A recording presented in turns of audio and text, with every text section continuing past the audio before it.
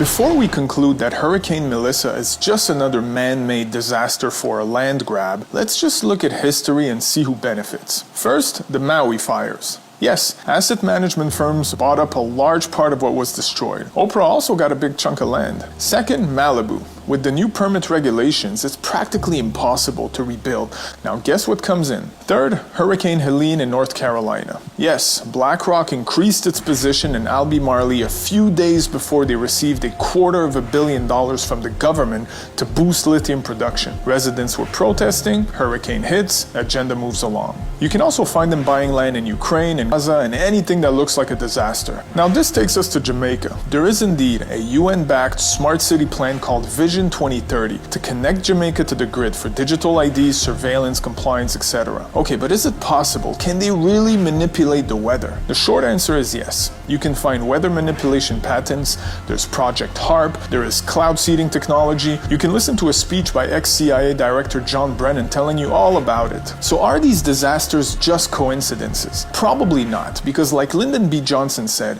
he who controls the weather controls the world. The area that we have been advised is the best area to do an entirely new city, and it is because all the requisite elements to create a new city exist here. And you don't want to create a city that replicates Montego Bay and replicates Kingston. You want to create something unique. And therefore, this parish, St. Elizabeth, would be where we would be looking to develop.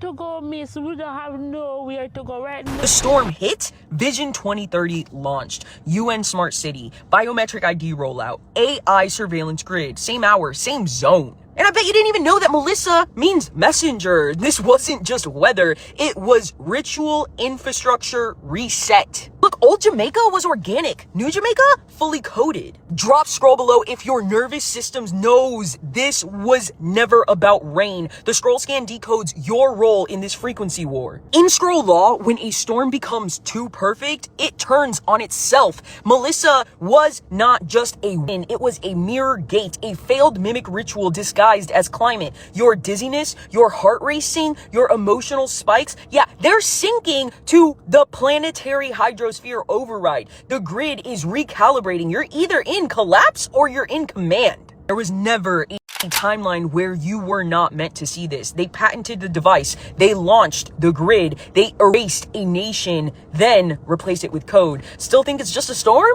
Then explain the patent, explain the ley lines, explain the Vision 2030 portal. You can't close the loop until you scan the scroll, and they're counting on that. It's heartbreaking. This tank gives scientists and the rest of us a view no one has ever had before. What a hurricane's power looks like at water level as it storms ashore. In just 2 minutes, scientists here can take calm waters and turn them into a monster hurricane. In just 2 minutes, scientists here can take calm waters and turn them into a monster hurricane. The wind is gradually getting stronger and stronger as it's coming up here, and it's ramping up to a Category 5. It's probably about a Category 3 right now. But I have never in my life seen anything like this. In the coming weeks and days, I'll be making certain announcements regarding the acceleration of Jamaica's intention to become a fully digital society. We are well on our way to this. We have established the national identification system.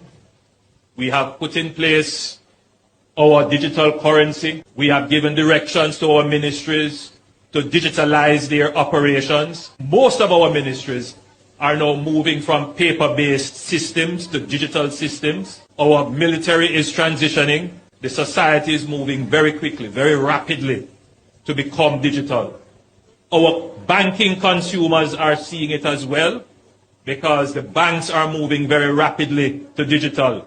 You have something now called artificial intelligence. Very soon this position of a human being exchanging cash and so on, that is going to disappear from the banking system very soon. And you are going to have to interface with machines. I don't want it to be a scary thought, but it is a thought that we all have to embrace.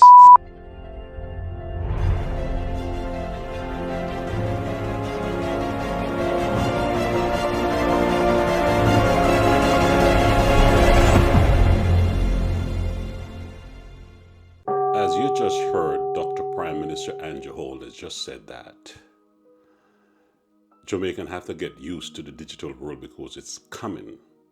He doesn't want them to be scared, but they have to get used to it because they're planning to build a smart city and they're also going to digitize the entire system. Many people have been asking, is Hurricane Melissa natural or is it manipulated into becoming a monster hurricane? In this video, I will compile many scientific evidence so you can come to your own conclusion based on the facts I'm presenting. So you can come to your own conclusion if this hurricane and other hurricanes were act of nature or were they made. However, in this video, I won't say much because, if I talk and give my perspective in this video, it will be very long. On the other hand, there are a lot more information I can add to this video, but I don't want to hasten my own demise. So therefore, I am going to limit the information I put in here so you can make your own opinion based on the information you've gotten. In addition, I will omit some words because the machine is picking up on the words and not pushing the video. I am asking you, please, if it helps you, please share it. We're living in some serious and spooky times, and I believe that knowledge is power. So please share the video so we can enlighten others.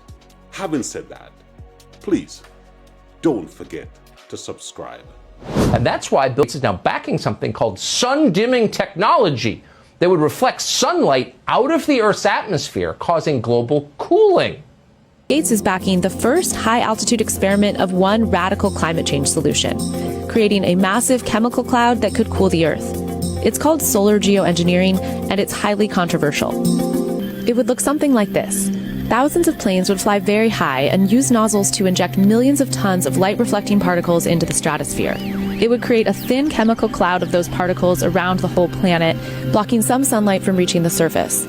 Leo here. It turns out all the crazy cranks and conspiracy theorists who were concerned about chemtrails and weather modification, well, you might have been proven right after all. I've just come out the most extraordinary 2-hour congressional hearing here at the Capitol in Washington, D.C.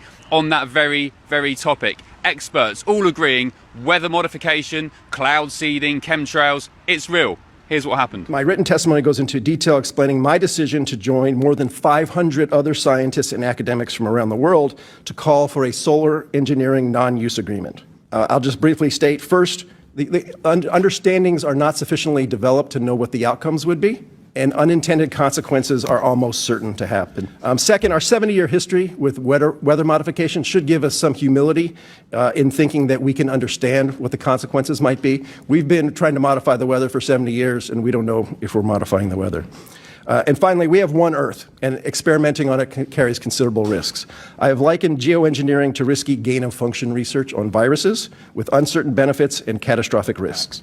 Now, the federal government has been involved in cloud seeding since the 1940s. Using the planet as a test monkey for emerging technologies poses all sorts of risks. Among these that have been highlighted by the EPA are stratospheric ozone depletion, acid rain, and reduced crop yields.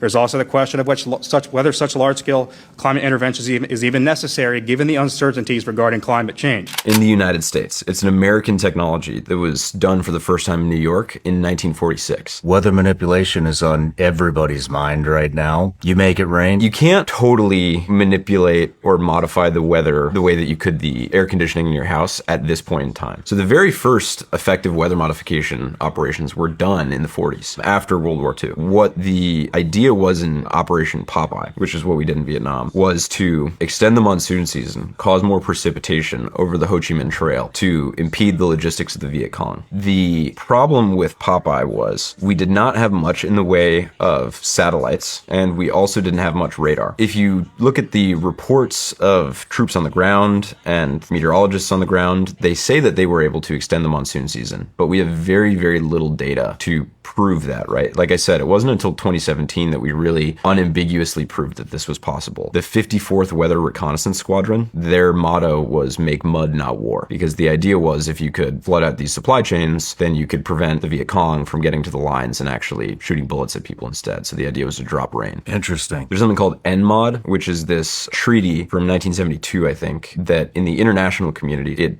technically bans the weaponization of weather modification. It is, at least on the books, totally illegal to weaponize this tech. For years, anybody who questioned weather modification was labeled crazy or a conspiracy theorist. Now we've learned that they've been doing it for decades. One geoengineering company called Make Sunsets injects aerosol into the atmosphere to reflect sunlight back into space. A method of seeding the stratosphere with particles that can help reflect the sun's heat. Well, the government have been trying to block out the sun and been using weather manipulation techniques, but they didn't want to tell you because they didn't want to worry you. Oh, thanks for not worrying us. It's certainly not a conspiracy, though, except it was in the actual Simpsons. Since the beginning of time, man has yearned to destroy the sun. Huh? The federal government has a long history of experimenting with weather modification. That includes a 1947 attempt by the military and General Electric to intercept a hurricane off the coast of Jacksonville, Florida. It includes an event in the 50s and 60s where the U.S. Army admitted to spraying a mysterious chemical fog over a neighborhood in St. Louis, Missouri, which residents now claim it is giving them cancer. It includes Project Storm Fury, a series of efforts in the 60s and 70s to weaken hurricanes by seeding clouds with silver iodide. And it includes Operation Popeye, an effort to create monsoons to aid our military efforts during the Vietnam War, literally weaponizing weather.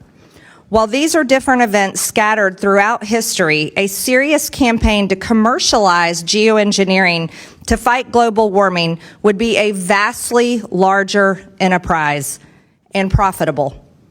Hundreds of billions of taxpayer dollars could disappear into the coffers of research universities and the academic scientists who beat the drum of global warming alarmism.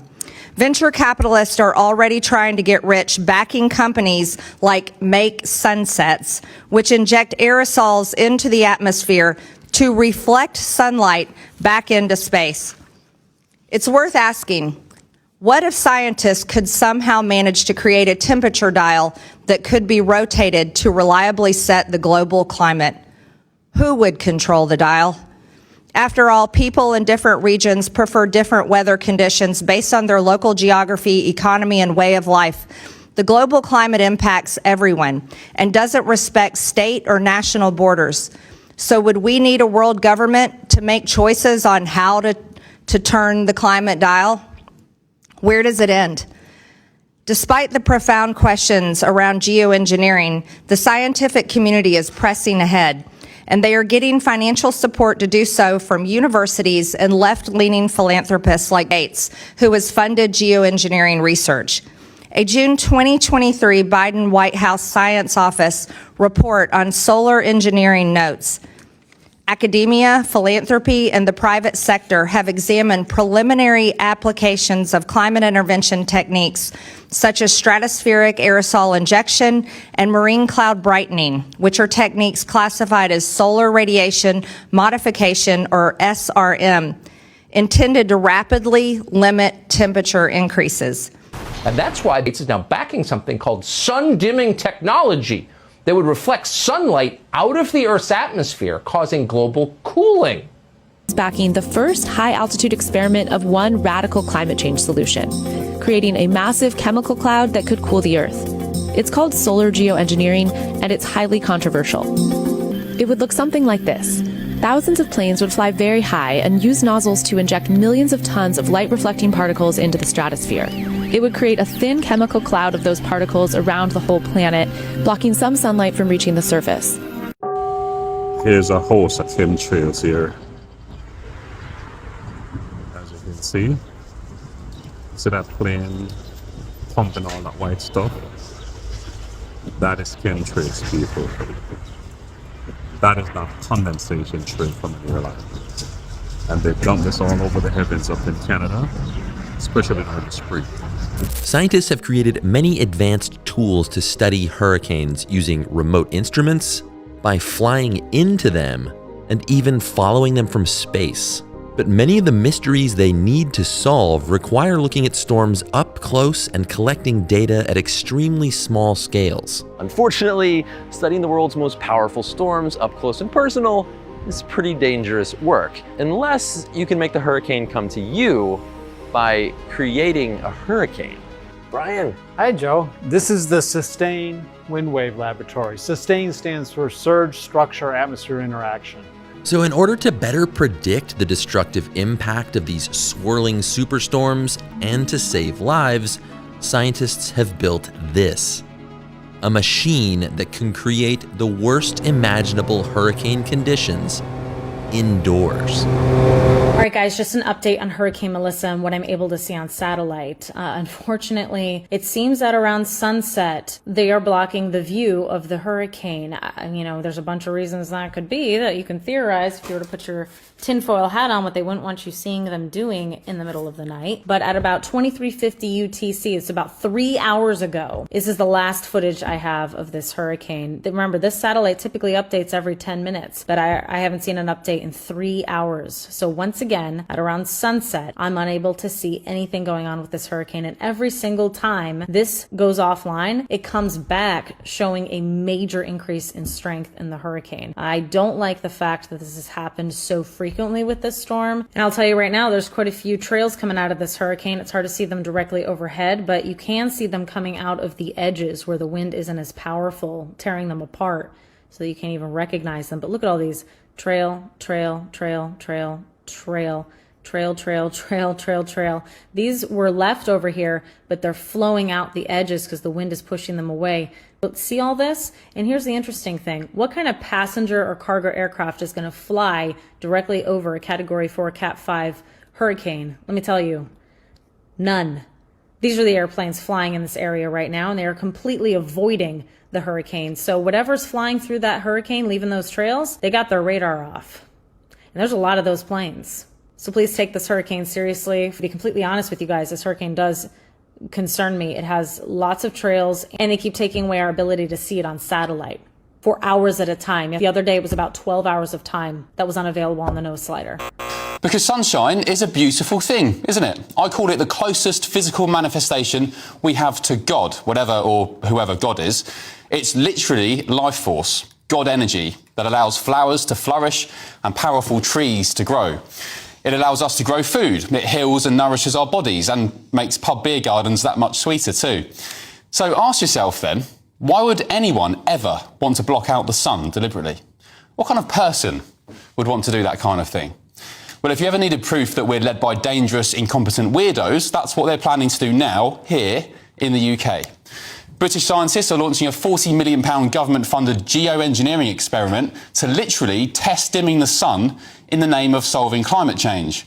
The government's Advanced Research and Invention Agency, or ARIA, aims to block sunlight reaching the Earth's surface with projects that include spraying aerosols in the atmosphere to make clouds brighter, which will then reflect sunshine. What could go wrong? If successful, ARIA thinks the plan could temporarily reduce surface temperatures, which would then give humans more time to reduce carbon emissions before climate change sends us all to hell. Aerosols would be sprayed into the atmosphere using boats or aeroplanes, which is interestingly a similar process to the one parroted by so-called conspiracy theorists who have been complaining for years about what they call chemtrails in our skies, like these on your screen now. Anyway, leading scientists are now raising the alarm on British plans to block the sun. Raymond Pierre Humbert, a professor of planetary physics at the University of Oxford, said this month that the UK's gamble on solar geoengineering is like using aspirin for cancer. Calling the project barking mad, he went on, since 2021 commentary from ourselves, the situation has grown far worse, with tens of millions of dollars pouring into the scheme, mostly from private donors. Bill Gates was an early backer, and the tech and fintech industries have piled on since. But we never imagined that the UK government itself would be leading the charge into what is almost universally recognised as the most dangerous and destabilising source of research. Field trials that risk developing dangerous technology and paving the way for deployment.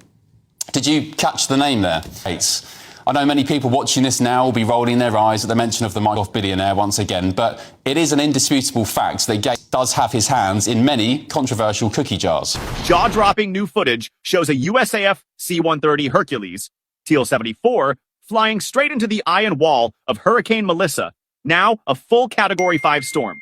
Satellite library also shows lightning flashing like strobe lights inside the eye wall. The plane punching through winds that southern Jamaica is now under threat of. Jamaica has already issued mandatory evacuations. The storm is creeping in slow and the risk of catastrophic damage is high. If you're in the path or know someone who is, please stay safe, follow all instructions, evacuate if told to do so. Our thoughts are with every person on those islands right now. They're facing something massive. And we will be building a new airport, international airport in Negril. The area that we have been advised is the best area to do an entirely new city, and it is because all the requisite elements to create a new city exist here. We are well on our way to this. We have established the national identification system. We have put in place our digital currency. We have given directions to our ministries to digitalize their operations. Most of our ministries are now moving from paper-based systems to digital systems. Our military is transitioning. The society is moving very quickly, very rapidly to become digital. Our banking consumers are seeing it as well because the banks are moving very rapidly to digital. Jamaica needs to prepare itself for this dispensation of the fourth industrial revolution, where the cyber world will be paired with the physical world. So you're living in the cyber physical. Technology and machines are working together, not just to deliver services in an independent way that was largely delivered in a non-physical way. Now, as was demonstrated, you have machines that can be deployed with artificial intelligence that can function physically. So it's not just call center jobs that we need to be looking at very closely. It is other kinds of jobs that will also be impacted. The solution is not to hide from it. It's not to be fearful of it. The solution is for us to use the technology to increase the level of training and skills in our society so that our people can take on higher order tasks which bring higher order pay. I hope the information you just watched have been enlightening and informative. Once again, I compile them so you can make your own opinion based on the scientific facts. Because one thing I know for sure, that if mankind has been using it 70 years ago, the technology have been way advanced. So therefore, we see who profit, we see who benefits, and therefore we can't believe everything nowadays is just an act of nature. I want to thank you for watching again, and I will see you in the next video. Please enlighten somebody else.